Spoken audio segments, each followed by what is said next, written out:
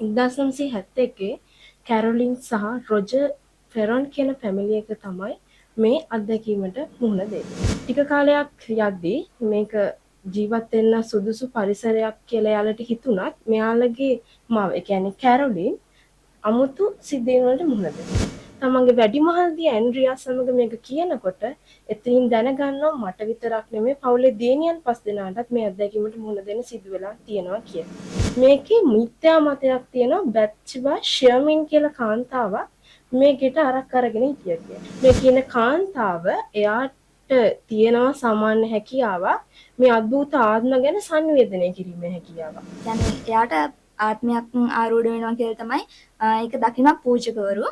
ඒ පූජකවරුගේ ධෛර්යයක් ආශ්‍රයෙන් නවකතාවක් බිහි වෙනවා The Exorcist කියලා. ඒ නවකතාව පාදක කරගැනීමෙන් තමයි The Exorcist ෆිල්ම් එක රිලීස් වෙන්නේ. එඩ් රයන් කියන කෙනා අලුතෙන් බලපු මලසිරුරු අරගෙන ඒ මලසිරුරු හම් වලින් වෙස් මුහුණු හදාගෙන තියෙනවා.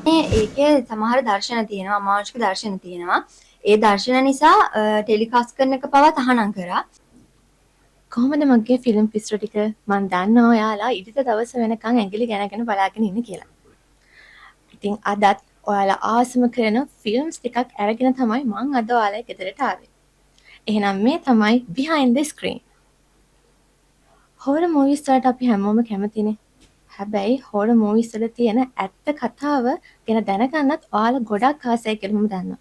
ඉතින් ඒ හින්දා ඒ හොරර් මූවිස් ගැන කතා කරන්න ඒ හොරර් මූවිස් වලට ඔයාලා වගේම ආදරය කරන කට්ටියක් අරගෙන තමයි මම අද ආවේ. එහෙනම් අපි බලමු කවුද මේ මාත් එක්ක ඇවිත් ඉන්නේ කියලා. මාත් එක්ක ඉන්නවා කිංකිණි, තරුෂි, ඒ වගේම සචිනි. එහෙනම් අපි අද කතා කරමු මොනවාද මේ හොරර් ෆිල්ම්ස් වල තියෙන සත්‍ය කතාව කියලා. මම ඉස්සෙල්ලම යමු වෙන්නේ තරුෂි පැත්තට. අපි තරුෂිගෙන් අහන්නේ අපි හැමෝම ආස කරන, අපි හැමෝම බලලා තියෙන The Conjuring TV series එක ගැන. ඉතින් මම දැකලා තියෙනවා මේ Conjuring ෆිල්ම් එකේ සත්‍ය කතාවක් තියෙනවා කියලා ෆිල්ම් එකෙම පෙන්නනවා. මම ආසයි දැනගන්න මොකද්ද සත්‍ය කතාව මේ Conjuring පිටිපස්සේ තියෙන. ඇත්තටම මේ කන්ජූරින් ෆිල්ම් එක ගත්තාම මේක ඇත්ත වගේම ප්‍රබන්ධයක්ත් තියෙනවා. මේ කන්ජූරින් කියන ෆිල්ම් එක මුලින්ම රිලීස් වෙන්නේ 2013. හැබැයි මේකට මුලින්ම කතාව පාදක වෙන්නේ 1970 මුල් භාගයේදී. 1971 කැරොලින් සහ රොජර් ෆෙරොන් කියන ෆැමිලි එක තමයි මේ අත්දැකීමට මුහුණ දෙන්නේ. එයාලට දියණියන් 5 දෙනෙකුගෙන් යුත් පවුලක් තමයි සිටින්නේ. එයාලට ඕන වෙනවා තමන්ගේ දරුවන් 5 දෙනාව බොහොම නිස්කලංක පරිසරයක හදා වඩා ගන්න. ඒ අනුව එයාලා යනවා රෝඩ් අයිලන්ඩ්, ඒ කියන්නේ ඇමරිකාවේ තියෙන රෝඩ් අයිලන්ඩ් ප්‍රදේශයේ නිවසක් මිලදී ගන්න. ඒ නිවසේ පදිංචියට තමයි මෙයාලා යන්නේ. මේක ගොවිපල් නිවසක්. ටික කාලයක් යද්දී මේක ජීවත් වෙන්න සුදුසු පරිසරයක් කියලා එයාලට හිතුණත් මෙයාලගේ මව ඒ කියන්නේ කැරොලින් අමුතු සිද්ධීන් වලට මුහුණ දෙනවා. ඒක කිව්වොතින් එයාගේ ඒ කියන්නේ මවගේ අතේ යම්කිසි කැලල් වගේක් ඒ වගේ දේවල් වලට මුහුණ දෙන්න සිද්ධ වෙන. ඒ කියන්නේ තරුෂියාලා ගොඩක් භයානක දේවල් වලට ගෙදර ඉද්දී මුහුණ දුන්නා. ඔව්. ගෙදර ඉද්දී කියන්නේ එයාලා නොසිතන විදිහ අසාමාන්‍ය බලවේග කියලා හිතන ඒ වගේ දේවල් වලට යට මුහුණ දෙන්න සිද්ධ වෙනවා. හැබැයි මව හිතන්නේ මේක මට විතරක් වෙන සිද්ධියක් නිසා එයාලා ඒ කියන්නේ මව ඒක එච්චර ගණන් ගන්නේ නැහැ. හැබැයි තමන්ගේ වැඩිමහල්දී ඇන්ඩ්‍රියා සමග මේක කියනකොට එතනින් දැනගන්නවා මට විතරක් නෙමෙයි පවුලේ දියණියන් 5 දෙනාටත් මේ අත්දැකීමට මුහුණ දෙන්න සිදු වෙලා තියෙනවා කියලා. ඒ කියන්නේ දොරවල් ඇරෙනවා, වැහෙනවා වගේ ශබ්ද, ඊට පස්සේ පුටු හෙල වෙනවා වගේ. ඒ කියන්නේ එයාලා හිතන්නේ නැති අමුතු විදියේ ශබ්ද වගේක් එයාලට ඇහෙන්න වෙනවා. හැබැයි මේකේ තියෙන විස්මයාත්මක කතාව තමයි මෙයාලා මේක මෙයාලා ඒ අත්දැකීම් වලට මුහුණ දෙනකොට මේකේ දැන් අපි දැක්ක වගේ සත්‍ය කතාව අපි දන්න විදියට මේක කැරොලින් සහ ෆෙරන් ෆැමිලි එක මුහුණ දුන්න අත්දැකීමක්. හැබැයි මේකේ මිත්‍යා මතයක් තියෙනවා බැත්ෂබා ෂර්මින් කියලා කාන්තාවක් මේ ගෙට අරක් අරගෙන හිටියා කියලා. එයා යක්ෂාවේශ ඒ කියන්නේ කොතරම් දරුණුද කියනවනම් Tamanට හිටපු දරුවන් මරන්න තරම් එය ප්‍රබල වුණා කියලා විශ්වාස කරනවා. හැබැයි කියන්නේ මේ එයාලා ඇත්තටම ඒ කාන්තාව ඇත්තටම ගෙදර ඉඳලා නැහැ. එහෙම ඒ කියන්නේ ඒක මේ වෙනකොට අසල්වාසීන් ප්‍රකාශ කරපු මතයක් විතරයි. යම්කිසි සැකයක් විතරයි.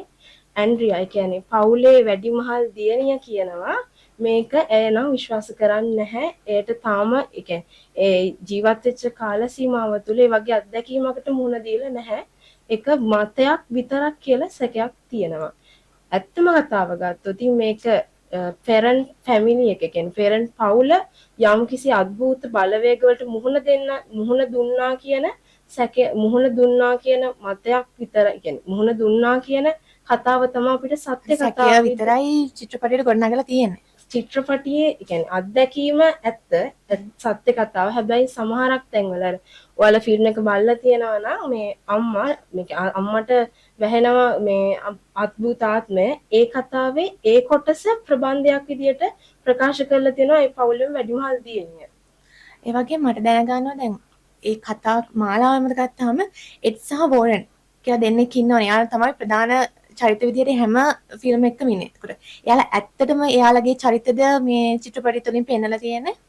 එඩ් සහ ලොරන් ගැන මුලින්ම කියන්න ඕන. ඒ දෙන්න මේ කතාවට එන්නේ මේ පවුල මුහුණ දෙන මේ අත්දැකීම නිසාමයි. ඒ කියන්නේ එයාලා මේ රටේ ඒ වෙනකොට ඒ අద్භූත ඒ වගේ පරිේශන ගැන විමර්ශන කරපු දෙන්නේ.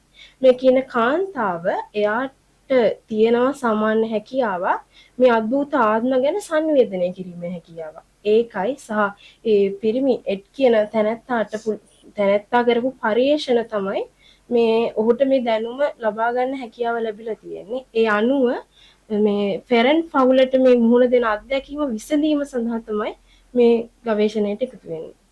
එතකොට මේ කන්චරින් කියන මේ ෆිල්ම් එක සත්‍ය සිදුවීම් සහ ප්‍රබන්ධ කියන දෙකම මූලික කරගැනීමෙන් තමයි නිර්මාණය වෙලා තියෙන්නේ. ඒ වගේම මම තව ආස කරන ෆිල්ම් එකක් තමයි The Exorcist කියලා කියන්නේ. අපි ඒක අහමු සචිනිගෙන්. සචිනි මට කියන්න මේකත් ඇත්තටම සත්‍ය සිදුවීමක් පාදක කරගෙන නිර්මාණලා තියෙන්නේ කියලා. ඔව් ලක්ෂිකා, මේකටත් පාදක වෙලා තියෙන සත්‍ය සිදුවීමක්. මේක ගැන කතා කරොත් මේක 1973 දී තමයි රිලීස් වෙන්නේ. මේක වයස අවුරුදු 14ක පොඩි දරුවෙකුට සිදු වුණ අත්දැකීමක් පාදක කරගෙන තමයි මේක නිර්මාණය වෙලා තියෙන්නේ. මේ දරුවව يعني එයාට ආත්මයක් ආරූඪ වෙනවා කියලා තමයි ඒක දකින පූජකවරු.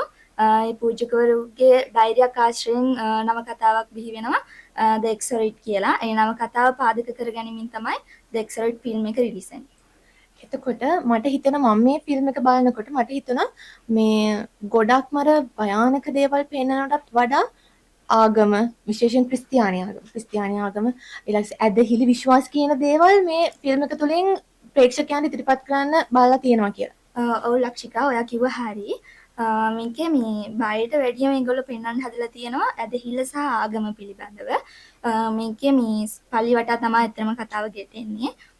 මේකේ මේ සමහර තැන්වල මේ රේජන් කියලා චරිතය හරහා සමහර මනෝවිශ්ලේෂකයන් කියලා තියෙනවා මෙයාගේ මානසික රෝග තමයි මෙයා මේ පෙන්වන්නේ කියලා. ඒත් පූජකයෝ විශ්වාස කරනවා මේක ඒගොල්ලෝගේ මේ ආත්මයක් ආරූඪ වෙලා කියලා ඒගොල්ලෝ ඒක පෙන්වනවා.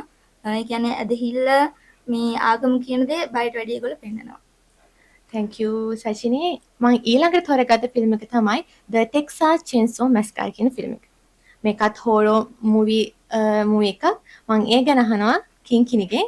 කිංකිනි මට කියන්න මේක සමාජ මාධ්‍ය තුළ කියනවා මේක සත්‍ය සිදුවීමක්, ඒ වගේ මේක ප්‍රබන්ධයක් වගේ මත ගොඩක් මේ සමාජ මාධ්‍ය තුළ තියෙනවා.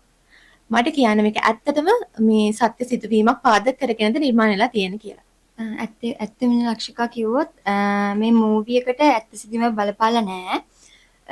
ඇමරිකාවේ ඒ වෙනකොට ඉඳලා තියෙනවා එඩ් ගයින් කියලා අමානුෂික ඝාතකයෙක්. ඒ කියන්නේ මේ එක්තරා අතකින් යා සොහොන් කොල්ලකරුවෙක් කියලාත් අපිට කියන්න පුළුවන්. ඒකට හේතුව තමයි මේ එඩ් ගයින් කියන කෙනා අලුතෙන් වල්ලපු මලසිරුරු අරගෙන ඒ මලසිරුරු හැම් වලින් වෙස් මුහුණු හදාගෙන තියෙනවා. ඒ වෙස් මුහුණු හදාගෙන එයාලගේ ගෙදර ගෘහ භාණ්ඩ ඒ වගේ දේවල් නිර්මාණය කරලා තියෙනවා මිනිස් අට සැකිලිය දාගෙන. ඒ වගේ දෙයක් අහනකොටත් බලන්න ඒ වගේ දෙයක් ඇත්තට මොනවා කියලා කිව්වහම ඒක උපයෝගී කරගෙන මේ The Texas movie එකේ අධ්‍යක්ෂක වන ඩෝබි හුපර් ඒ සිද්ධාම යොදාගෙන තමයි මේ මූවි එක නිර්මාණය කරලා තියෙන්නේ. ඇත්තටම කිව්වොත් අර ගෘහ භාණ්ඩ ඒ වගේ මිනිස්සු ඇත්තටම කුතුහලය දනවනවානේ මේ මිනිස් ඇට සැකිලි වලින් මේ වගේ දේවල් හදලා තියෙනවාද කියලා. එක අතකින් යා සයිකෝ මේ කෙනෙක් ඉදිරිය ගන්නත් පුළුවන් මේ එඩ් ගයින් කියන කෙනාව. ඒවා මූලික කරගෙන තමයි මේ අධ්‍යක්ෂකවරයා මේ මූවි එක නිර්මාණය කරලා තියෙන්නේ. එතකොට මේ සිදුවීම් වෙලා තියෙන්නේ කොයි සමාජය තුළද? ඇත්තටම කිව්වොත් මේ මූවි එක රිලීස් වුණේ 1974. ඒ කියන්නේ මේක ගොඩක්ම මූවීස් හොරර් මූවීස් ගත්තොත් අර මස් කපන මිනිස්සු මරන මේ මූවි වල මූලාරම්භය කියලා කියන්න පුළුවන්. මේක මේ රෝන් ටර්න් ගණයට තමයි අයිති වෙන්නේ. ඇමරිකාවේ ඒ වෙනකොට තියෙන ඔය මේ අනතුරු අනම්මනම් ඒවා ගොඩාක්ම මේ උපයෝගී කරගෙන තමයි නිර්මාණය කරලා තියෙන්නේ. එතකොට එදා සමාජයට කියන්නේ ඇමරිකානු සමාජයට මේ ෆිල්ම් එක රිලීස් වුණත් එක්ක මොනයම් හෝ බලපෑමක් වෙන්න ඇති කියලා මට හිතෙනවා. එහෙම දෙයක් වෙලා තියෙනවද? ඔව් ඇත්තටම මේකෙන් ලොකු බලපෑමක් වුණා. ඒ කියන්නේ ඒකේ සමහර දර්ශන තියෙනවා, අමානුෂික දර්ශන තියෙනවා. ඒ දර්ශන නිසා ටෙලිකාස්ට් කරන එක පවා තහනම් කරා. ඇත්තටම ගත්තොත් දැන් අධිමානව මානසිකත්වය ගොඩක්ම පිළිඹු කරන මේ මූවි එකෙන් ඒ නිසා ගොඩාක් ඒ වගේ විශේෂණ තත්ත්වයන් ඇති කරන නිසා ඇමරිකානුවේ සමාජයට ගොඩක් මේ මූවි එක බලපෑමක් කරා. සමහර අවස්ථාවලදී සමහර රටවල ඒ කියන්නේ ප්‍රංශය, ස්වීඩනය, ජර්මනිය වැනි රටවල මේ මූවි එක ටෙලිකාස්ට් කිරීම පවා තහනම් කරා. එහෙනම් අද අපි කතා කරේ අපි ආසම කරන හොරර් මූවිස් තුනක් ගැන. The Conjuring, Exorcist සහ The Texas Chainsaw Massacre. ඉතින් මම හිතනවා මගේ ප්‍රේක්ෂකයට මගේ ෆිල්ම් පිස්සන්ට අද මේ එපිසෝඩ් එක අපේ Dark Corner එපිසෝඩ් එක ගොඩක් වැදගත් සහ කුතුහලය දනවන එපිසෝඩ් එකක් වෙන්න ඇති කියලා. ඒ හින්දා මාත් එක්ක එකතු වුණු කිංකිනිට, තරුෂිට සහ සචිනිට ගොඩක් ස්තුතියි. Thank you so much. අද මාත් එක්ක මේ මූවිස් ගැන කතා කරන්න ආවට. එහෙනම් ඊළඟ සතියේත් ඉරිදා දවසේ මේ වෙලාවටම ඔයාලා එක්ක මම එනවා මේ behind the screen.